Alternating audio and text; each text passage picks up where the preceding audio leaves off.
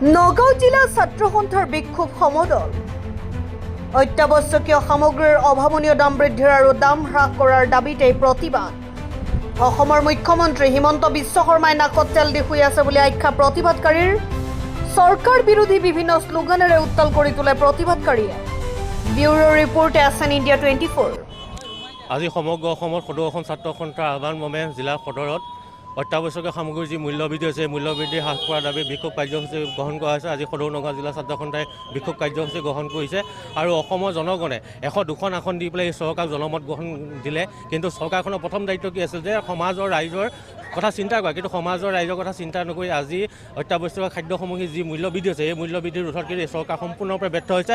আজি আমি সদৌ নগাঁও জিলা ছাত্ৰ সন্থাৰ তৰফৰ পৰা চৰকাৰলৈ আহ্বান জনাইছোঁ অতি শীঘ্ৰে এই মূল্যবৃদ্ধি হ্ৰাস কৰক আৰু জনসাধাৰণৰ দুখ দৰকাৰৰ কথা তেওঁলোকে চৰকাৰে ভাবিবলৈ চিন্তা কৰক আৰু আগন্তুক দিনত যদি এই অত্যাৱশ্যকীয় খাদ্য সামগ্ৰী যদি ৰোধ নহয় তেনেহ'লে আমাৰ প্ৰতিবাদ আগবাঢ়ি থাকিব।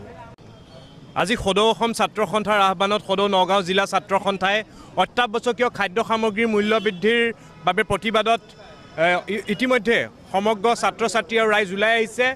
এখন চৰকাৰক ৰাইজে ভোট দিয়ে যাতে অত্যাৱশ্যকীয় খাদ্য সামগ্ৰীকে ধৰি সাধাৰণ জনতাই যাতে ভালদৰে জীৱন যাপন কৰিব পাৰে। আজি চৰকাৰ ব্যৰ্থ হৈছে সম্পূৰ্ণৰূপে।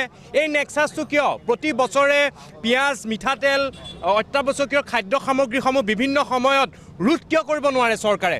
চৰকাৰ সম্পূৰ্ণৰূপে ব্যৰ্থ হৈছে।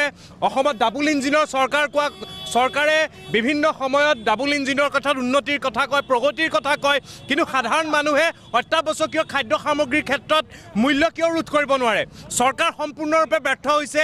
এই ক্ষেত্ৰত আমি সদৌ অসম ছাত্ৰ সন্থা তথা নগাঁও জিলা ছাত্ৰ সন্থাই এটা কথা স্পষ্টকৈ ক'ব বিচাৰিছোঁ যে অত্যাৱশ্যকীয় খাদ্য সামগ্ৰীৰ মূল্য ৰোধ কৰিব লাগে আৰু চৰকাৰে সাৰ পাওক, টোপনিৰ পৰা জাগক, উঠক আৰু এই ৰাইজৰ মনৰ কথা শুনক আৰু খাদ্য সামগ্ৰীৰ মূল্য অতি শীঘ্ৰে হ্ৰাস কৰক আৰু মানুহক ৰাইজক সাধাৰণ জীৱন যাপন কৰিবলৈ তেওঁলোকে ব্যৱস্থা গ্ৰহণ কৰক।